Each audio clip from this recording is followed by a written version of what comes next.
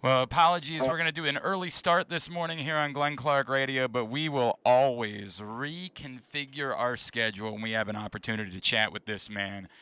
He is, of course, one of the greatest players in baseball history. He is the Hall of Famer. He is Cal Ripken Jr., and he is with us now here on GCR.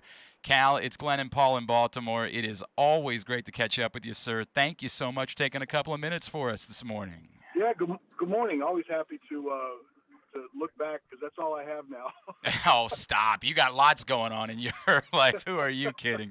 Well, yeah, of course, we're going to talk about the 30th anniversary of the first season at Camden Yards. If I could quickly before that, it's a huge week up in Aberdeen. It's got to be wild to you, as a kid from Aberdeen, that right now, the little town in Harford County is sort of like the center of the baseball universe at the moment, right?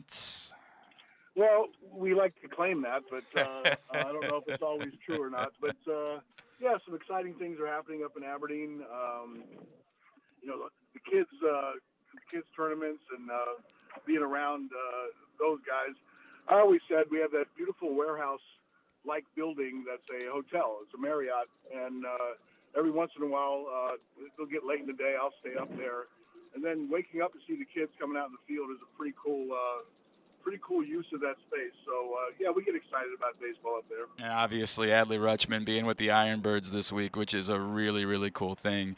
Cal, Yeah, I almost neglected to talk about the Ironbirds, but yeah. cause it's almost like a community take for granted, I guess, is that the community really loves the Ironbirds.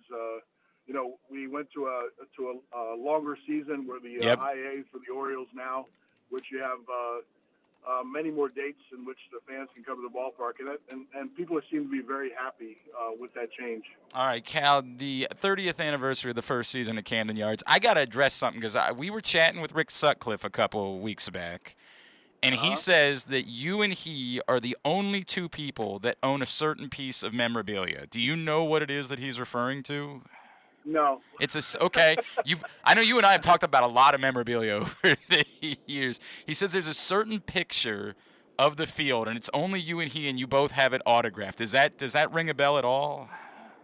That's quite possible, but is it when we got ready to take the field? That's Everyone standing on the top step of the that's dugout? that's the one. Exactly right. Right. So I don't know how. Did he arrange for the photographer? Did I he? I don't know how it is a unique piece of memorabilia though, unless they are the only two copies. that's what he suggested, is that you and he had the only two copies that were autographed. That was what was the big deal. Of course, it could be that this is 30 years later, Cal. There could be a lot of fuzzy memories involved with some of these things. Having gone through a lot of my stuff in boxes during this COVID time, anything can happen. You look back, and my memory sometimes is really clear. I can go right back to this spot that something happened. But some things I look at and I go, what is this? And where's this from? What were your first memories of seeing the park, of walking out, of realizing this was home now? What were the first things that jumped out at you? Well, I got over the sadness of losing Memorial Stadium because, for me growing up as a kid, watching the Orioles in their really successful years and seeing Brooks Robinson make those plays and seeing him jump in the air when they celebrated the World Series win, I kept thinking that this is sacred ground, and why in the world do we have to make this go away? But I will tell you, the first step that you take into Camden Yards, my first impression was, let's move on from Memorial Stadium. This is the best thing I've ever seen. And it's kind of cool because you're worried about losing the history of baseball or the Oriole baseball. But it almost felt like baseball had been played there before, in Camden Yards. And it was just a wonderful design, a wonderful feel. And I immediately forgot about Memorial Stadium one step into Camden Yards. Cal Ripken is with us here on Glenn Clark Radio. Cal, you say you knew immediately. You knew, because I think what you alluded to, a lot of people have forgotten about, which was most of the city didn't want a new ballpark. It was not very popular to replace Memorial Stadium, but it did not take you long to realize just how special this place was going to be. No, I think the first really feeling there was the MVP award was presented to me Right. in sort of a little ceremony in Camden Yards, and the ballpark was finished, but they still had some tweaks to be made. I guess it was around November, in that for that first year. But when you walk in, you just had this feeling that this structure had a couple of decades worth of baseball already. It just felt like this was a baseball place. And many of the stadiums that we saw built, before Camden Yards were more the multi-purpose ones, transformational from football to baseball. But this one really was a baseball park, and you really felt that first second you walked into it. Did you know how it was going to change the game of baseball at that point? Did you realize like this is what stadiums are going to be moving forward, or was it hard to have that type of context at that point? No, at that time it was very difficult. It was that we had a really special place, Yep. and nobody else really did. And then everybody tended to copy the ideas and the feeling that Camden Yards gave the ballpark. The ballpark that was built right before that was it changed from the old Comiskey to the new Mm-hmm. Comiskey, and that one was it was a nice stadium, but it felt a little sterile. It felt a little cold. It felt open. It didn't feel like an intimate space where a baseball game should be played. And so when Camden Yards came in, I think everybody immediately felt that when they came to the ballpark, and they started thinking, and at least in a design way, that they wanted to capture the spirit that Camden Yards captured. Can you explain why it's held up, Cal? I mean, like, is we've seen, as you mentioned, newer ballparks have come and gone, right? In Texas and Atlanta, places like that.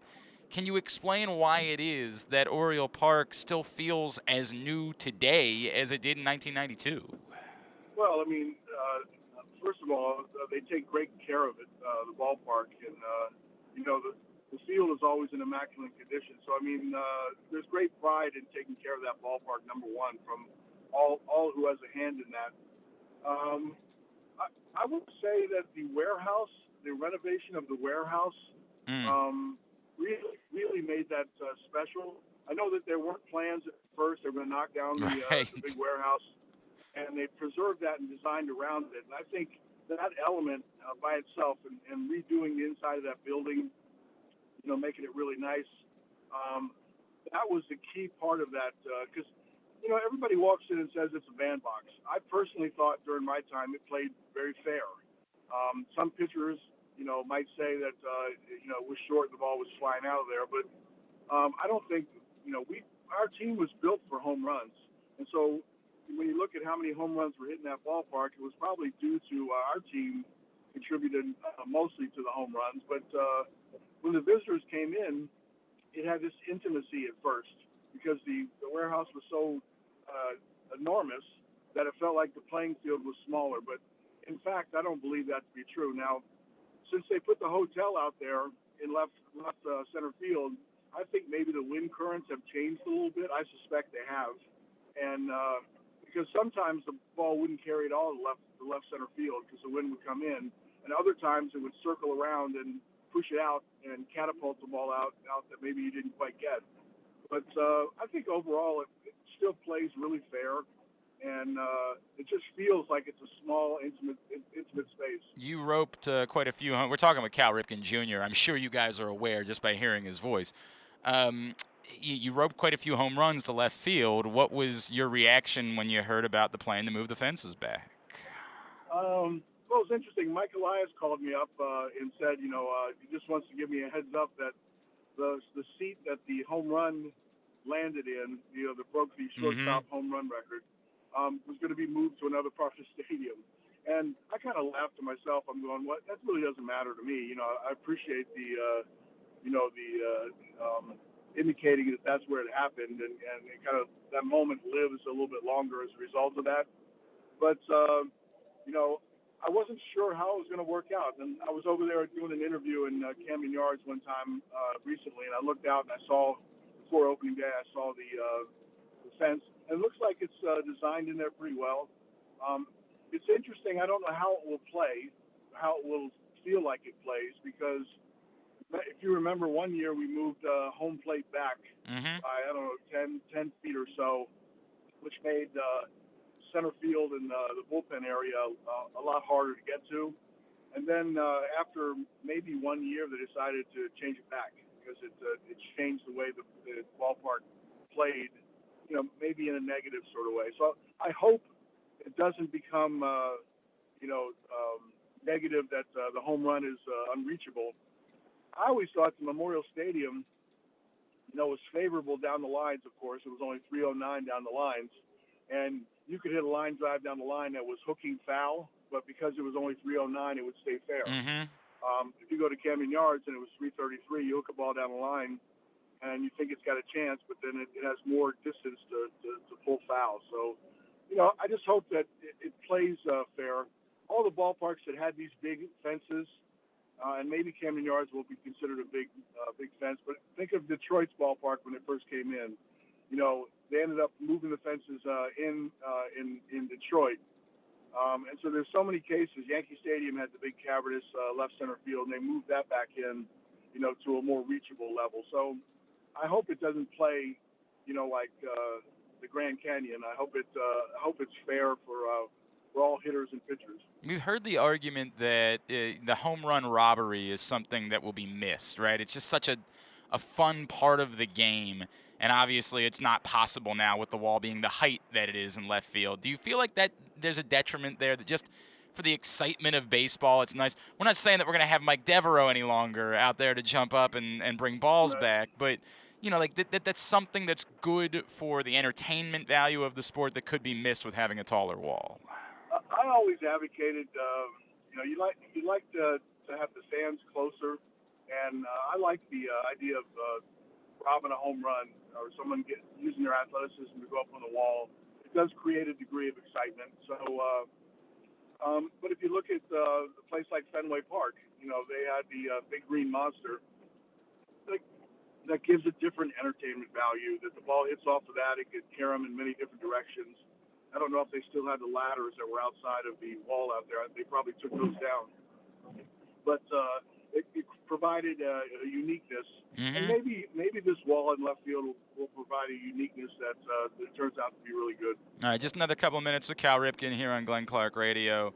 Cal, I got to ask you, there's all these, everybody goes to you when these big baseball topics come up because you're like the godfather of baseball. So we're going to run by the shift. It's going to be gone. It's disappearing from the game. And the shift wasn't really a part of the game for a long time when you played. What do you make of the idea that hitters just never really adapted to it, and for the health of the sport, maybe it's better that it doesn't exist? So I missed out on this. Is this a new rule? It's going to be coming to baseball, yes. For sure. Yeah, it's part of the CBA. They agreed to it. It's not in for this season, but it'll go in the future. And so they'll outlaw the shift. I mean, I don't understand the logic of that. I mean, I think you should be able to, as someone that positioned themselves at shortstop and tried to have an advantage of knowing where the ball was going to be hit and what grounds I need to cover, I think the players should be able to play anywhere they want in between the white lines. So I don't think that it's proved to be overly effective. I think trends happen in baseball, and all of a sudden this thing happens and everybody copies it. And then they use the value of analytics to say they prove it. But I think it's very difficult to prove that it's not giving up as many hits as it's taken away. But I would agree with you. The hitters have not evolved at all to the shift. They're thinking, okay, I'm not going to change my swing. And the all or nothing sort of swing, going for home runs and striking out 150 times a year, 200 times a year. That philosophy seems to have grabbed hold to a lot of organizations. But I think baseball, as it's done over its history, it'll start to go back to, you'll see some more hit and runs. You'll see some more sacrifice bunts in games because it is about the execution. And when you have tough pitching, you got to find ways to create runs absent the home run. So I think that'll come back a little bit. But I am a little disappointed that they made that a rule.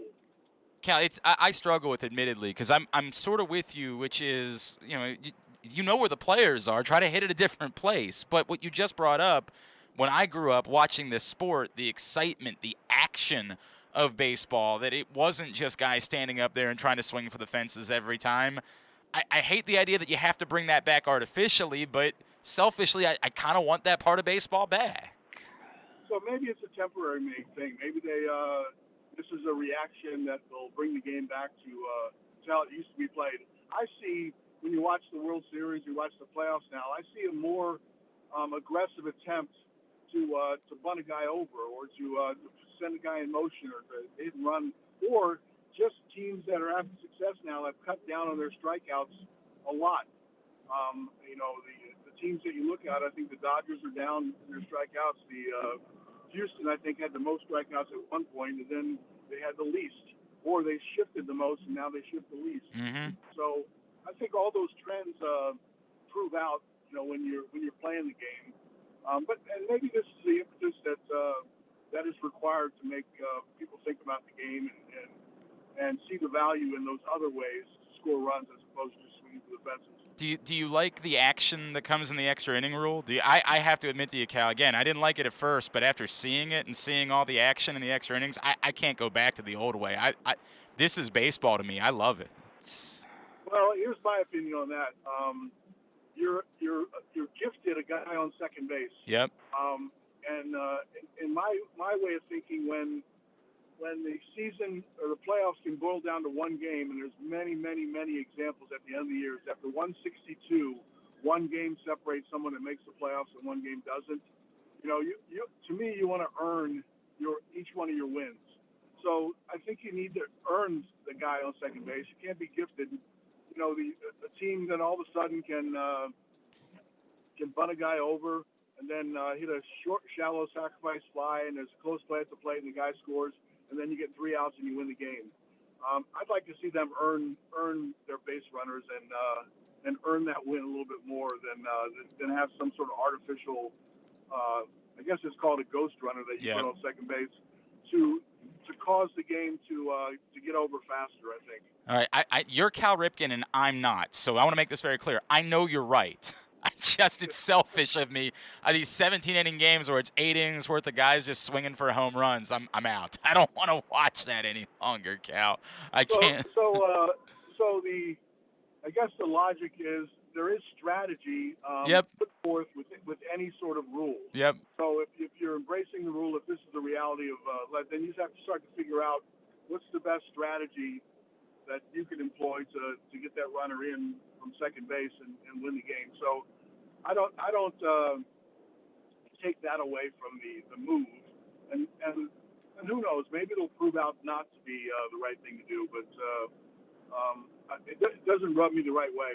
Cal, my last one for you, and I really appreciate your time this morning. I mentioned earlier Adley's going to be up at Aberdeen this week, and everybody's excited about that because it's his path to the major leagues.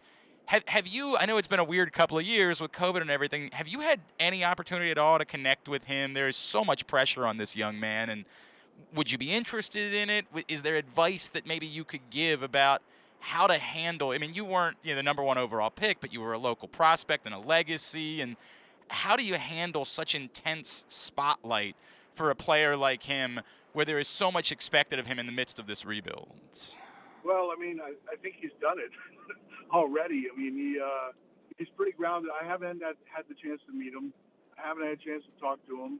I mean, it would be interesting to me, to have a conversation, or if I could ever be helpful to him, then I certainly would like to be helpful to him. But I mean, I think he's got a good head on his shoulders. I think he's proved at each and every level that he can play, and he's living up to all the hype. I would have liked to seen him come up last year. He had a chance. I think he was in Double-A, then tore up Triple-A, and he had a chance to actually get his feet wet. And I know the whole thing about trying to gain an extra year, on a younger player, and hopefully that's gone. Yep. But I would have liked to seen, and maybe the Oriole fans too, is you look at a glimpse of the future and get a chance to see that in the end month. But they chose not to do it, but he's the real deal. He's a really good player. Cal, you're always so giving of your time. Is there anything else I can plug for you, sir? No, not at all. At Cal Ripken. I know you're on Twitter. We can plug that, at Cal Ripken Jr. He was one of the final holdouts, but we got him there. All it took was a global pandemic, and we got Cal Ripken to join Twitter. At Cal Ripken Jr. is how you follow him. And, of course, as I've said before, he's the man that finally got me to find a doctor again and go back and get a checkup, and I needed that kick in the butt from Cal Ripken. Cal, always appreciate you. Thank you so much for taking the time for us this morning. Let's chat again real soon, all right? It's my pleasure. Be glad to. Thank you. Cal Ripken Jr., of course, one of the greatest players in baseball history. That's all. Deciding to thankfully give us a buzz. Are you a big – wait a second. I'm going to learn something about Cass here in a second. Thank you to Cal. Appreciate him taking the time, and thank you to the folks at John Maroon for lining that up. Cass, your fandom is very strange. You seem very excited about the fact that Cal Ripken called in this morning. No, I just have a high respect for really good athletes. Okay, and got you. It's a cool experience to be on the show and be able to be here in his presence. You know what I'm saying? Well, that's really cool. Well, next time if I had known that, I would have let you say goodbye at the end of the interview. I would have let you do that. Bye, Cal. Look, a lot in there, obviously, with Cal Ripken. And, his point about would it have been nice to see Adley Rutschman a year ago? Yeah, it would have been. The rules being what they were at the time, it wouldn't have made sense for the Orioles to do that. Now the rules being what they are, hopefully, whether that teams will choose to bring somebody up at the end of the previous year or not, what we do know, with beyond any shadow of a doubt, is the new system set it up so that players are going to be on the opening day roster. There's not going to be the nonsense moving forward. I had some questions about that. I got all the evidence I needed. It was overwhelming. The top prospects were all on opening day rosters, and Adley Rutschman would have been had he not gotten hurt. So I am satisfied the evidence proves the theory, at least for now. The evidence proves that what baseball did within this CBA ended that. The best players, the guys that are most worthy of being on the opening day roster are going to be on the opening day roster. I am good with that. Thumbs up all around. There are still people that are like, well, I'm watching everybody where else, and all these other teams that they're like, Adley Rutschman got hurt. People saying it's not hard. God, I was in it yesterday on Twitter. People comparing him to Cody Bellinger, and Cody Bellinger when he made his major league debut, how he's already won an MVP and done this and done that by the time he was Adley's age now. And I said, that's completely different. He had 4 years in the minors and came up to a team. Adley Rutschman played college baseball. Yeah, we can't do anything about that. Right. And then there was a pandemic. Right. He would have been up here probably at the beginning of last year. Yeah, maybe. I mean, I get it. We don't know that, but yes. Probably. I think at some point last season he would have been on the team had there not been a pandemic. Right. I don't know if it would have been just a couple of weeks in. I don't know if he would have gotten there just when the service time thing ran up. Mm-hmm. But I do think it's plausible that he would have demanded his way to the major leagues at some point last season if there had been no pandemic. And I don't doubt that there was probably, because you remember Dylan Bundy's contract, and it was I have to be on the major league roster by 2016, right? Or the contract's voided, right? There's probably something like that in his. Yeah, there might have been, and I just don't know all the details. It's also possible that they would have they might have been able to play games with this and almost said, hey, we could bring you up, but if there's anything at all injury-wise, we can send you back down next year in order to deal with that. We can call it a rehab assignment, but it works out well for us. I don't know, but it doesn't matter. It's irrelevant. The rules changed.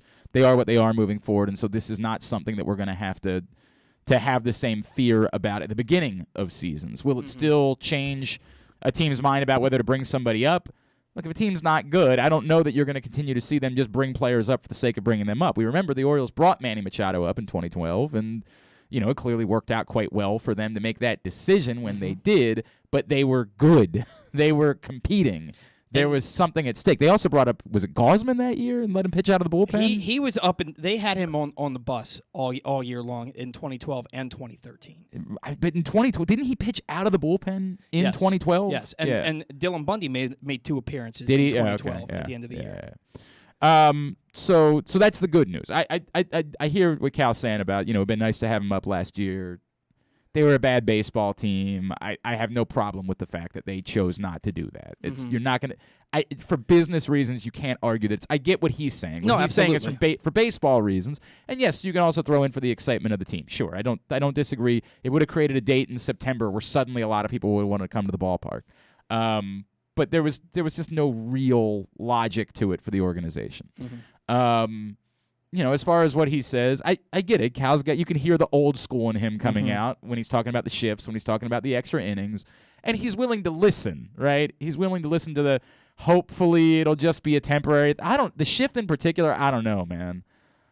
I think that's far more likely to not be temporary. And for baseball to say, this is how the game was played forever. You can say we're doing this artificially, but we're saying the shift was artificial. Like, the shift was not. A game was invented that involved players standing in different positions on the field. That was the concept of the game.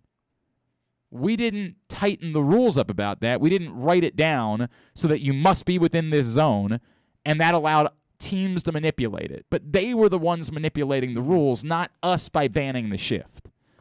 If hitters had adapted to the shift, then this probably wouldn't happen. But they didn't, and it was to the detriment of the sport.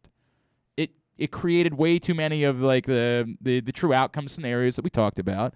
And so it's easy for them to sit back and say, look, man, you can be mad about this, but this is how baseball was supposed to be played. Baseball wasn't supposed to involve 4 infielders all to the other side of second base. That's not the game that was invented. And you still have a little bit of wiggle room there because you can play the shortstop an inch to the right. Exactly right. And as base. soon as the ball is pitched, you can move over a little bit more if you'd like. There's absolutely still ways to be manipulative within the rules as written. One of the most egregious shifts I ever saw was last Sunday when I was at the Orioles-Yankees game. I believe it was Anthony Santander was at the plate. The Yankees had three outfielders from center field to the left field line, and they had the third baseman playing in shallow right field with the second baseman playing at second base. Everybody shifted over. So there was nobody at third base, nobody in left field. They had basically everybody from center field over. It was the craziest shift I've ever seen. That's not their argument would be, and it's not really why they're doing it, but they can argue that's not how baseball was supposed to be played. Right.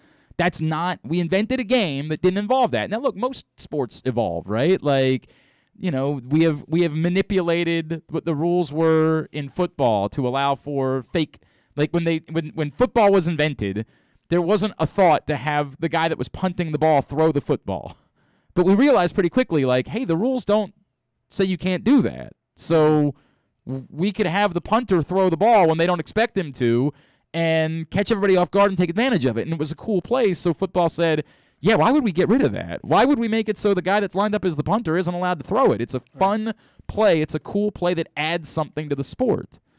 Did the shift add anything to the enjoyment of baseball? I think it 100% takes away from the enjoyment of baseball. I tend to agree. As much as I struggle with what Cal's struggling with, I struggle with. When the shift really can't. I remember saying, like, hey, look, we're overreacting to this. Hitters are going to adapt to it. There are going to be younger generations that learn how to hit against the shift. This is not going to be that big of a deal. And it never occurred. And I don't think it was going to occur in the next 10 years because it was quite obvious that what was still being taught was a home run still more valuable. So what are we left with? I don't like it. I'm not cheering about it. I'm not happy about it. But I come back to, I think for the health of the sport, it's a necessary evil. It's just the way that I feel about it. I would have loved to ask Cal, and I wish I would have. You always, you're like Kyle with this. You got him. Ask him. Yeah, but I do this sometimes too, where I think of a question immediately afterwards. But you had said to him, the idea is why don't you just hit the ball where the players aren't? Right. Also, easier said than done. Right.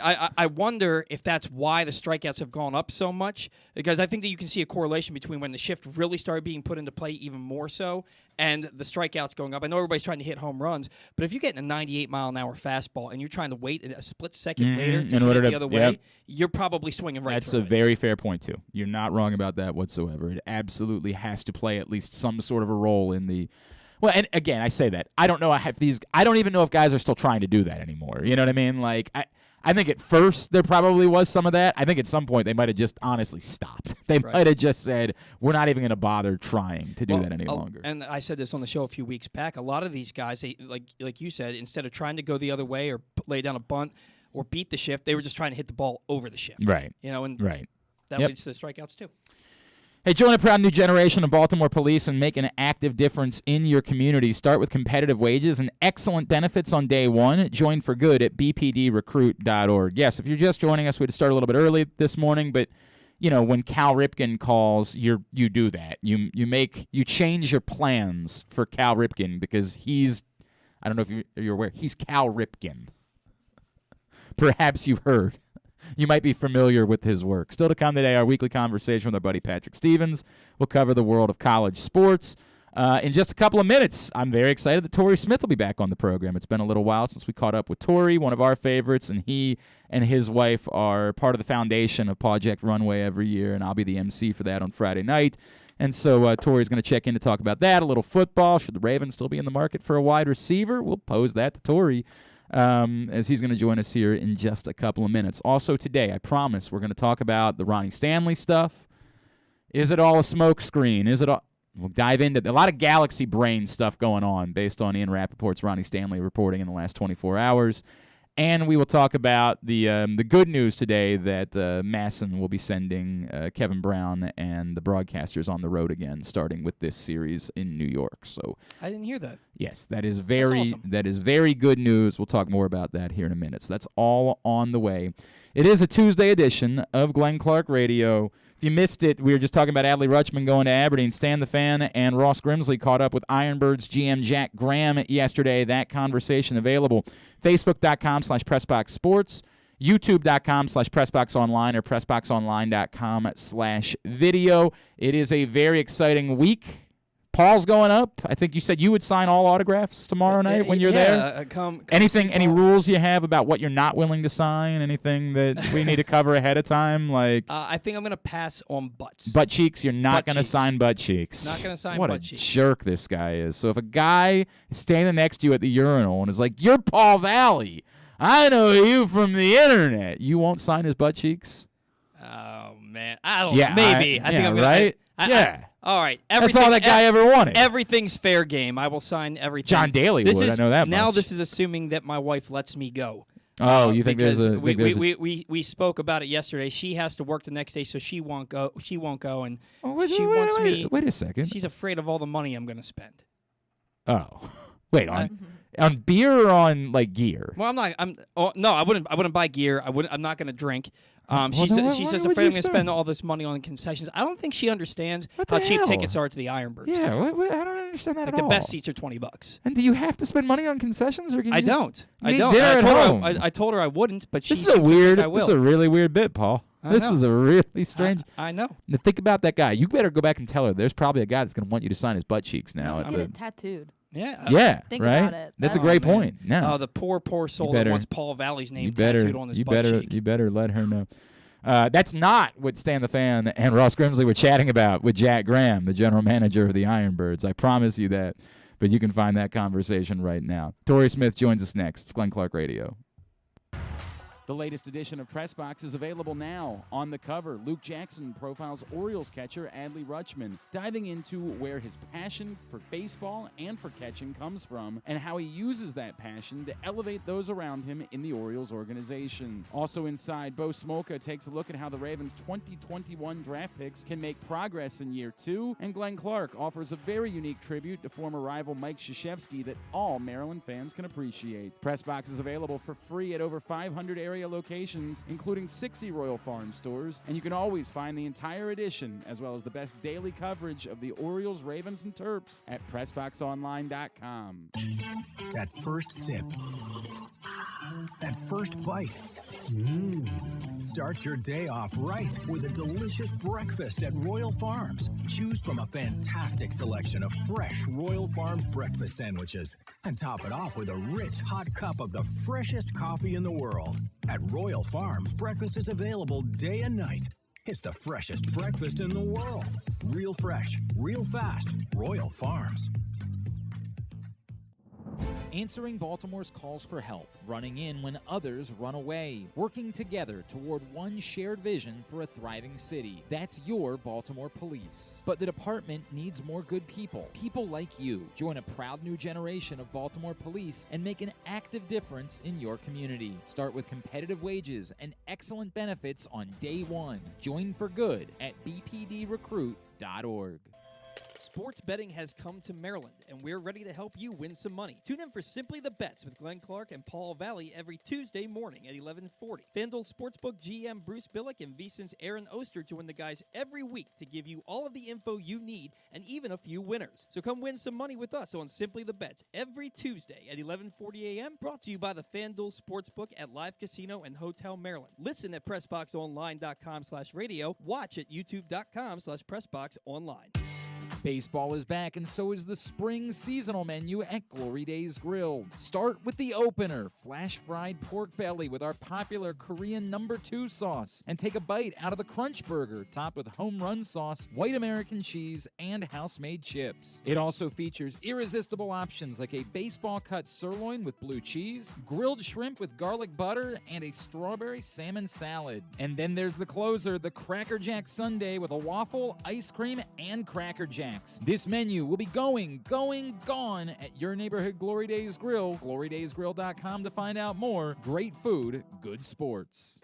We can't imagine why you'd want to, but you can watch GCR live. It's at Facebook.com/PressBoxSports. And try to guess whether these guys are wearing any pants. Hey, you have exactly 1 hour and 30 minutes to go sign up. PressBoxOnline.com/contests. We are giving away a reserved table for four with a $300 tab for the NFL Draft Thursday night, the first round of the draft in the FanDuel Sportsbook at Live Casino and Hotel. But you got to go sign up right now. At noon, we're going to pick a winner.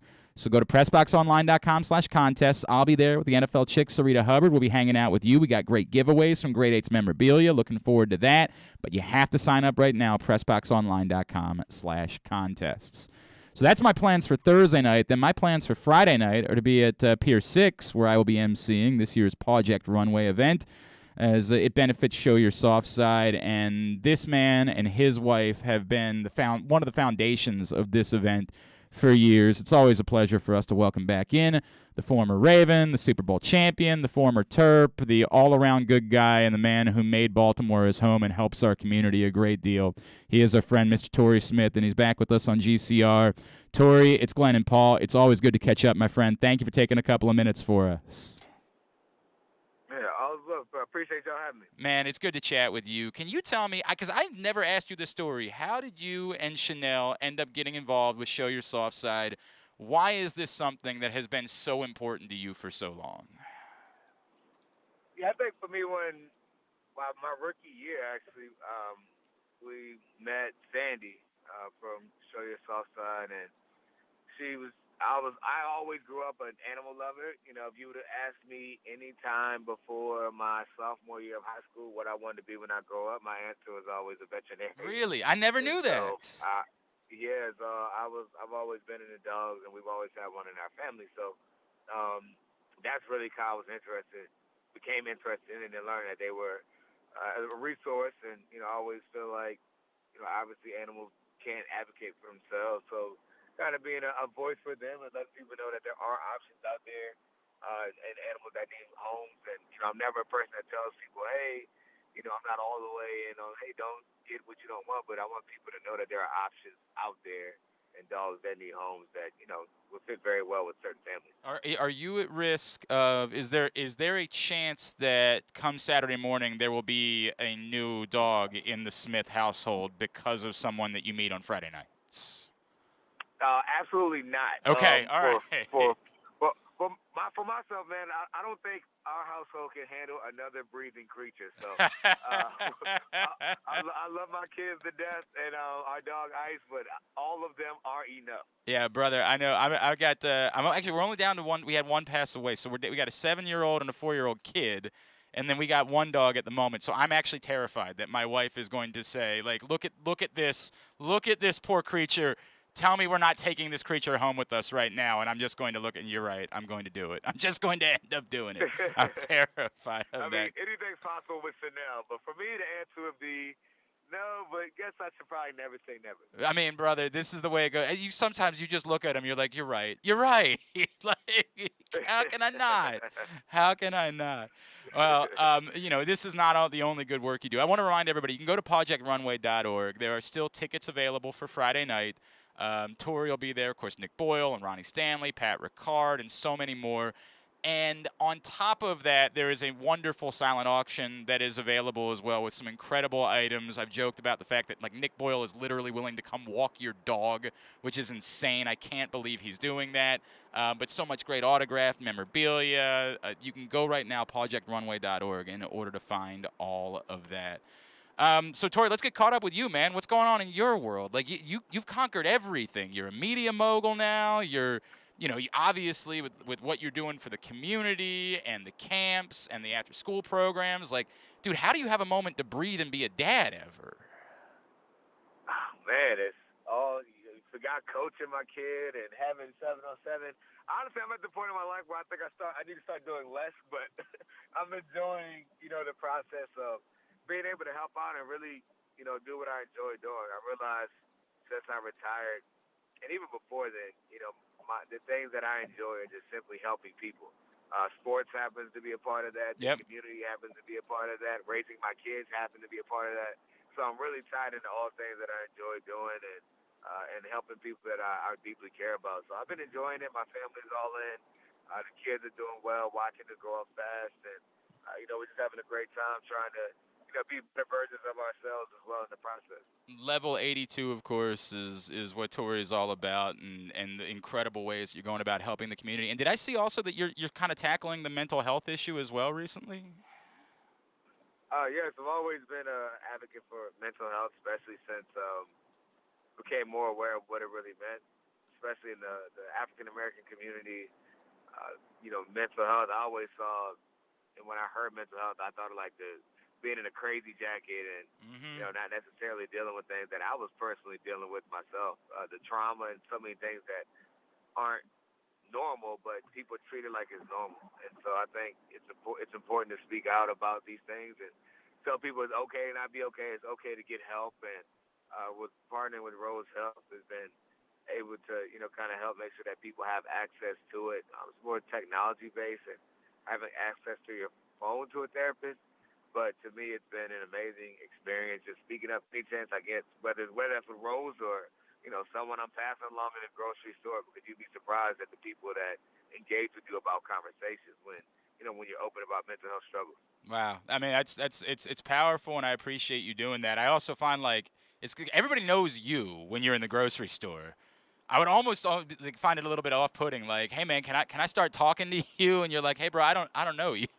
Like, I mean, it might be somebody else maybe we should get you talking into in some way. I would actually be a little bit worried about that. Tori, I want to go back. This is NFL Draft Week. I want to go back to 2011 if I could. If we had chatted with you on Tuesday of Draft Week in 2011, and I had said, hey, Tori, what's the chances you think you end up in Baltimore? What would you have said to me back then? Very high. Yeah, you knew. Yeah. I'm on the record for saying that I thought I was going to go to Baltimore being number one, Atlanta, or New England. So do you think that in talking to guys was that common? Do you feel like most guys have that same feeling of who loves them and where the most likely scenarios are for them going into a week? I think you kind of know who like their own fake GM, right? And your agent as well, trying to figure out places that like you and, and how you may fit in. And so for me, I was able to go through and say, okay, what teams need a receiver? Yep. I knew Atlanta needed a receiver, and, I remember talking to their GM at the time, and he was like, hey, there's a chance that we pick you on the back end of the first round, or we're going to trade up and get, AJ or Julio. He said that out of his mouth. And so I knew that, okay, if they traded on draft day, then obviously I wouldn't be going there. And they made a trade on draft day, so I knew I wouldn't be going there. Right. So I kind of scratched them off the list. But the other two teams, I had worked out for them. I had visits, and, everything had went well. And they had a need. So you kind of try to figure out how you fit in. There are teams that have needs for a receiver. and then there are teams that have needs for a certain type of receiver.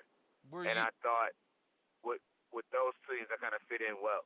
when the Ravens took Jimmy?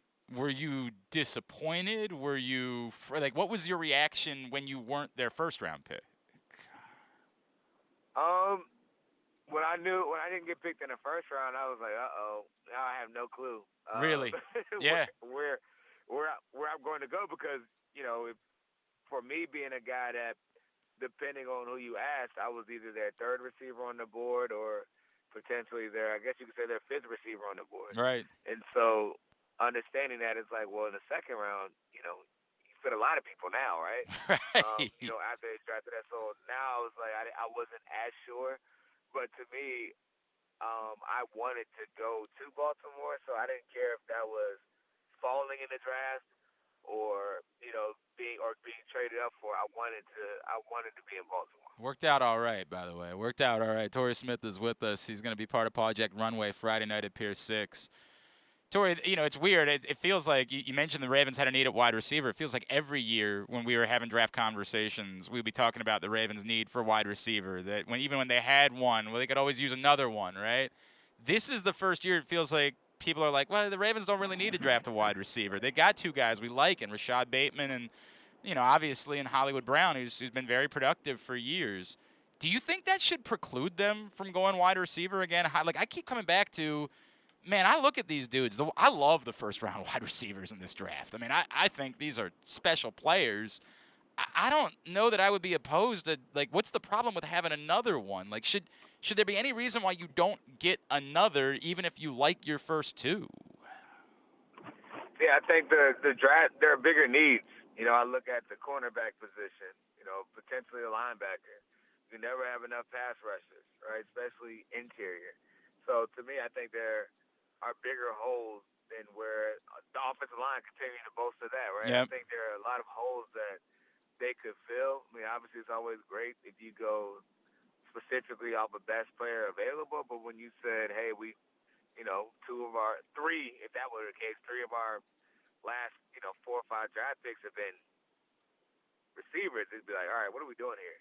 I think Lamar has the weapons around him. I think you have your starting two guys, and Hollywood Brown, who I think fans in this area really underrate him. I think he takes too much heat for what he's been able to do. I think he plays his role very well, and I think he has a chance to be a big-time player still, and I think he's going to be a guy that's going to make a lot of money playing too. So you add him and Rashad Bateman, who's going to have a big year, and I think you just find that third guy to fit in. There aren't enough balls to go around to everyone. So I assume that you probably wouldn't be all that concerned about trying to trade for Deebo Samuel then.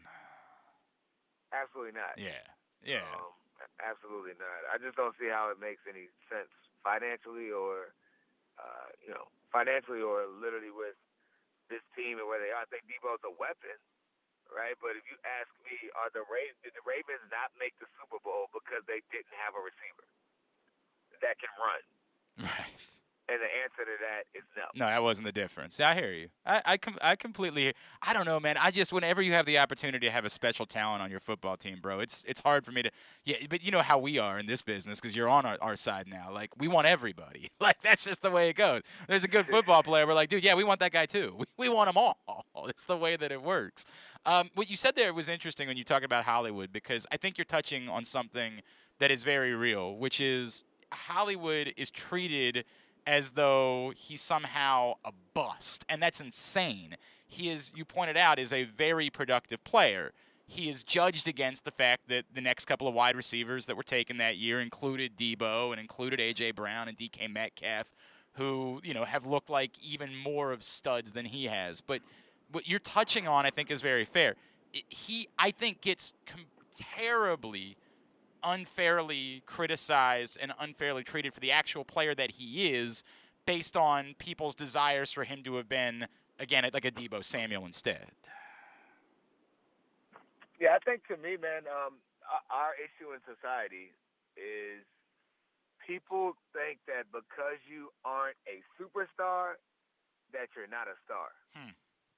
Like, because you don't have 1,500 yards and double-digit touchdowns, which he could very easily hit based on how they play, that you're not good.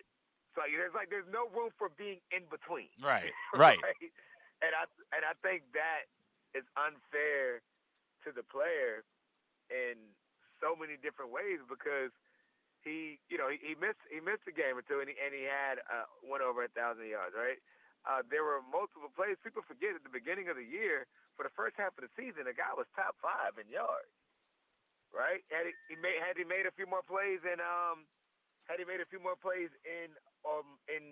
Detroit, he would have been leading the league in both yards and touchdowns. You're right. So, this is a guy that has that potential. So people are writing it off like he's doing absolutely nothing. That's simply not the case. It reminds me of when there were people that would complain about a certain wide receiver. Hey, all he ever does is get pass interference yards. Like, that was a bad thing. Like, that somehow was a problem. All right. Yeah. Listen, I understand where he's coming from with that, right? I mean, I think I probably got criticized by people that thought I wasn't doing enough, but now that I'm on the other side and I've actually took the time to look at numbers, and I'm like, wait, did you look at what these numbers say? Right. Oh, Right? brother. And not because I like you. From a football perspective, I remember getting into a lot of fights with people. Like, all you did was catch 10 touchdowns, and people were like, well, I don't know if Torrey Smith's really all that. I'm like, what in the world is going on? Like, what in the hell is happening here? The guy caught 10 touchdowns last season. Have we lost our minds? There was a lot of that going on in the world, bro. I'm definitely there now. Like, now that I'm on the analytics side and doing the analyst stuff and actually have the ability to see analytics, I'm like, that wasn't that bad. Some people feel that way, but that's not necessarily what the numbers are. Right. By the way, if you were playing right now, you'd probably be in line to make $20 million a year. The way that things are going at the wide Man, receiver. I wish I was born 5 years later. Right? Jeez. Hey, if I could just run this one by you, Torrey, because I've said a million times, whatever Lamar Jackson wants to do, that's his business, right? Like, I don't care. He has earned the right to do whatever he wants to do in terms of getting a contract, when he gets a contract, how much that contract is, where it is. He has that right. But admittedly, I'm confused. And if I was a player in a players' association, I would always want to see a player pursuing the biggest possible contract they can get. Does that confuse you at all? Why he would simply say, like, no, I want to go try to win a Super Bowl. I'm just not concerned about this right now. Yeah, man, he's going to get paid. All right, like I think everyone understands that he's going to get paid. He's going to make money. But I think he's going about it in a way that, like, listen, I'm not gonna stress it or rush it. At the end of the day, if that's the strategy, if he wanted to wait until the season and then say I'm not showing up to camp, then there would be a problem, right? He would get paid right then and there, right? So I think it's just the way he's handling business, and I think Eric there have a great relationship, and everything's really fluid right now. I think if it comes to the point where he's like, hey, I'm not stepping on the field because these guys are getting this and I'm getting this, like, he's going to be fine. And I think the way he's handling it shows a lot about him. And at the same time, if he did say, hey, I'm not coming to anything because I wanted to get paid, it doesn't make him a bad guy. No, I agree. Because, you have to protect yourself. Right. And by the way, I would actually understand that more. I'd be like, bro, I get it. Like, look around, man. Look at the money all these other dudes. Kirk Cousins is getting $35 million to play football. No offense to Kirk Cousins. God bless him, right? Like, good for him. That's the part that's confusing to me, man. If I'm Lamar Jackson, I can't. You're signing up to play for $24 million. Like, good for dude. Again, it's great for the Ravens. I'm confused. That's all. I'm just a little confused by it. But he's earned that right, man. He has earned the right to do whatever he wants to do. Torrey Smith, Friday night, Project Runway. Again, projectrunway.org in order to get your tickets and to check out the silent auction. What else can we plug for you, my friend? That's it. Just continue to support Level 82. You can go to level82.org. And otherwise that, just take care of your people, love on your people, and continue to take care of Baltimore. At Torrey Smith, WR, wide receiver, if you will, on Twitter is how you follow him. Torrey, always appreciate you. Thank you for doing this morning. We'll see you Friday night, all right? Appreciate you having me. See you Friday. It's Torrey Smith. He and I absolutely, as you know, we agree wholeheartedly about the Hollywood Brown thing. I'm not saying that Hollywood Brown should be paid like Devontae Adams. And I think that's a bigger conversation we got to have about his future and about what the price is that you're willing to pay for him and all of those things. But I've told you guys a billion times, we absolutely are unfair in the way that we talk about Hollywood Brown. He's a highly productive football player. Has he had some unfortunate big drops? Yep, absolutely, 100%. Nobody argues with that. He's a high-level football player. I think what happened in the second half of the season, where it seemed like he was making business decisions game in and game out, is where I'm people uncomfortable get with hung saying up. business decisions. I'm uncomfortable with that. I think if you want to say the thing in like Miami where he didn't go for the ball, like that, I don't know. You know what I mean? Like, I'm conflating him with Sammy Watkins. That was Sammy Watkins that in was- Miami. that was Sorry, Sammy what am I thinking? There was a play where he had a couple of drops. I know there were drops. There was one where in it seemed like he Miami. wasn't making there was a ball that he just didn't seem to make a play on, and I can't remember. It was on the sideline on like third down when if he caught it, I think it would have been a first down, or he could have run for a first down. Yeah, something like God. It's going to drive me nuts not thinking about it. But yeah, the Miami thing was definitely tried Sammy to forget Watkins. that game. I don't know why I've conflated the two in my mind over these months. Yeah, it was pretty miserable. There's no question about that. I'm uncomfortable saying business decisions. He avoided contact more after Lamar got hurt than he did the first half of the season. And I don't know if there's a correlation there. Yeah, I'd have to go back. I'd have to go through and look at that. I'd have to dive into it. I'm uncomfortable with when we trash Hollywood Brown. He's not that. He's a productive, helpful football player, and would probably do well to have an entire season of Rashad Bateman on the other side. And as I said before, it might be that in another offense where they throw the ball more, he might be even more productive. Mm-hmm. And it might be that we talked about him in different ways. I'm not saying that Hollywood Brown would be Tyreek Hill if he was playing in Kansas City because, that's just a freakish athlete. But I think that he would likely be even more productive and spoken about in a different way, which doesn't change the fact I don't say all those things to absolve him of any of the drops or any of the mistakes that he's made. Just to say I think we're unfair in the way we talk about Hollywood Brown. But it's a complicated question because then it gets to, well, what does he have to do for you to feel comfortable paying him big money? There was never a debate. I can't believe we tried to make it seem like there was some controversy about his fifth-year option. Like, that was insane, the way we talked about it. for a 1,000-yard receiver. Man, what are we doing? Yeah. Like, that was nuts that we talked about that as if it was controversial or there was any sort of debate about his fifth-year option. I think they could utilize him a little bit better. They seem to like to try to get him the ball in short yardage and have him miss people, but I feel like they should. It seems like the Ravens have always had an aversion to throwing slants. We've talked about that a good bit. Again, in theory, yes, it sounds. I'm not opposed to it. Like I don't ever think it's as simple as people try to make it out to be. Yeah. But I mean, there's defenses out there, sure. Right, but in general, yeah. I mean, of course, I'd be in favor of it. To get him going and running as he catches the ball, and yes, 100%. Where Tori and I disagree a little bit is I get that they have bigger needs. I don't think wide receiver is even close to their biggest need at the moment. But that doesn't mean I'm out. It doesn't mean that I suddenly think that if the opportunity isn't there, you shouldn't draft a wide receiver. I'm not pressing for an edge rusher. I'm not pressing for George Karlaftis or Boye Mafe if one of these I think Garrett Wilson is a stud. As it happens to be, I think that some of the other guys, like the Jahan Dotsons, are studs too, right? Like, I just really like this wide receiver class. And I think if that guy's there and, a Jermaine Johnson isn't and maybe a Jordan Davis isn't, I'm not just saying, well, there's no way we can draft a wide receiver. We're good at wide receiver. I'm not doing that. I can't. Mm-hmm. Put another weapon out there. 3 years out of 4, though, then you're looking like the Detroit Lions. I hear you, but you're looking like a lot of teams draft a lot of wide receivers. Yeah. The Pittsburgh Steelers, we always complimented them on how many wide receivers they constantly had. It's because they constantly drafted them. Now, they didn't draft them all in the first round. I get it. They were drafting them all over the place, but they were constantly drafting the Santonio Holmes of the world and the Plaxico Burress of the world and the Antonio Browns. They were constantly drafting another Mike Wallace, another wide receiver to add into the mix so that they always had this arsenal of weapons for Ben Roethlisberger. And it worked out pretty well. I'm not saying that's what I think the strategy should be, although I'm in favor of drafting wide receivers every year. Mm-hmm.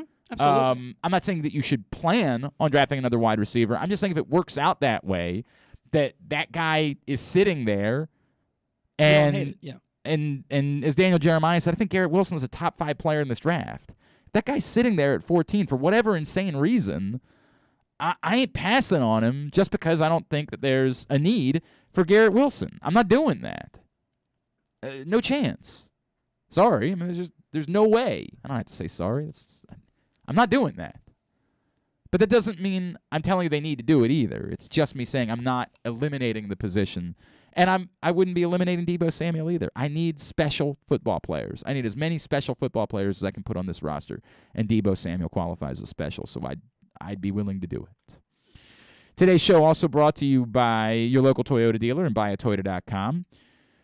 Whether your focus is luxury and comfort, convenience, and technologically advanced connectivity, sporty performance, and aggressive styling, we've got the perfect Highlander for you. Check out buyatoyota.com for deals on new Highlanders from your local Toyota dealer today. Running a couple of minutes late this morning. Appreciate Patrick Stevens being willing to be flexible because Torrey Smith wanted to call in. We do it every Tuesday. We talk some college sports. He is, of course, the man that you follow at Discourse, D1S Course on Twitter. Read at USA Lacrosse Magazine and the Washington Post. He is our buddy Patrick Stevens, and he's back with us now here on GCR. Patrick, good morning, my friend. How are you? I am well and perfectly happy to wait any time for somebody to promote something like Project Rumble. And I know that you in particular, it hits a little bit closer to home this year. What the folks at Show Your Soft Side do, right? Absolutely. Having added cat number 3 to the menagerie, if you want to call it that. I wouldn't say it's too crazy. I mean, 2 of them I just actually hit the 16-year mark having here. So wow. It's pretty amazing to have a pair of 17-year-old cats. And then obviously adding my one-eyed Jack here back in December, who's just an absolute treat, even if he is in the process of destroying all of my window blinds. He's done a number, and I certainly have no interest in actually going out and buying new ones until he's a little bit older. It's a sacrifice you're willing to make. It is. Yeah, right. If that's the downside to all the upside, that's the downside that's worth it. I know you can't join us Friday because you got the Loyola lacrosse game that you're working, but I have, as I've told you a couple times, I am terrified that the Clark family is going to have another puppy come Saturday morning. Come Friday night. Yeah, I'm really nervous about that, my friend. Very nervous about it. All right. So since the last time we talked to you, obviously a huge shift in the college basketball world as Jay Wright decided to step away. Were you as shocked as everyone else was? And what should we know about Kyle Neptune who steps in his place? Well, I don't know if shock is the right word. I mean, I think the shocking thing is being reminded that Jay Wright is 60. He looks like he's about. He looks like he might be younger than me. There's no doubt, right? no doubt, man. It's crazy. Now, I would say this: that we're getting close to the point of where we're going to have coaches, and I'm not saying Jay Wright was one of these guys. We're getting close to the point where we're getting coaches that got into it in part because they knew they could get rich, getting towards the end of their careers. Or getting into their early to mid 50s or so. I think when you look around the landscape, when you have a job and you've done a job really well for decades, and the job suddenly shifts in a lot of crazy different ways, and not just the NIL stuff, which I've said to you before, I don't think is as hard to deal with as some folks think. I think the transfer issue and the freedom of movement for players is a much harder thing, just in terms of doing the job of being a head coach, in terms of stocking your roster and trying to have some sort of long-term plan. If you'd had only one of those 2 things going on right now, I don't know if there might be as much of a thought that guys might be saying, you know what, enough of this. But now that you've got the job basically completely changing, and it really isn't nearly as much about basketball as it once was, I'm not sure it's shocking anybody that has a ton of money in the bank and has basically done everything you can do would say, you know what, I'm going to peace out and enjoy the rest of my life. Thank you very much. I just, and I don't say that as a knock on, the transfer rule. And I don't say that as a knock on players being able to be paid, although we could have a discussion as to whether, what NIL really is. Like, it's probably not, a guy signing up and saying, well, I'm going to get $400,000 for playing for this team. Like, you usually have to, the idea behind it was that you actually had to do something in addition. But hey, make your money where you can make it. I don't begrudge anybody that.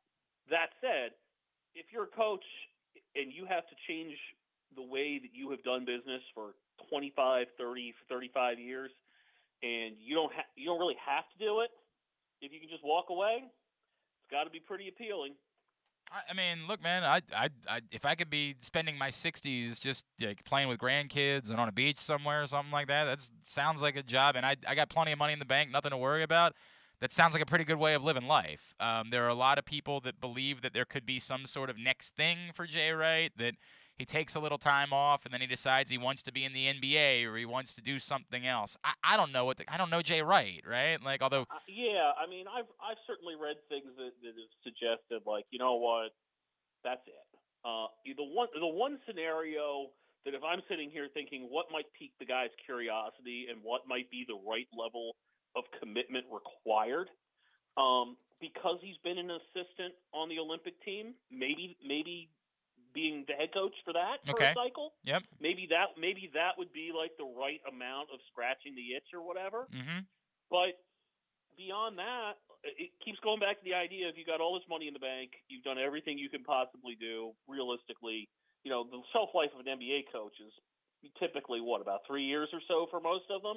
I mean, and sometimes it can go like John Beeline, and it can only be half a season. Yeah, that's a great point. Like, why do that? You know, to me, it just doesn't make a whole lot of sense. And I didn't want to forget about your other question there, which was about Kyle Neptune, who I thought did a really nice job at Fordham this season. I mean, you go 16-16 at Fordham, that actually counts for something. It's their first 500 season in 6 years.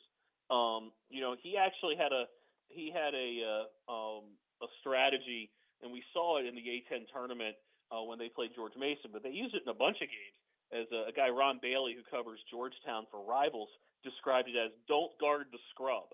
And so essentially, he basically took the approach of every team in this league, probably just about everybody other than Davidson, has somebody that can't shoot.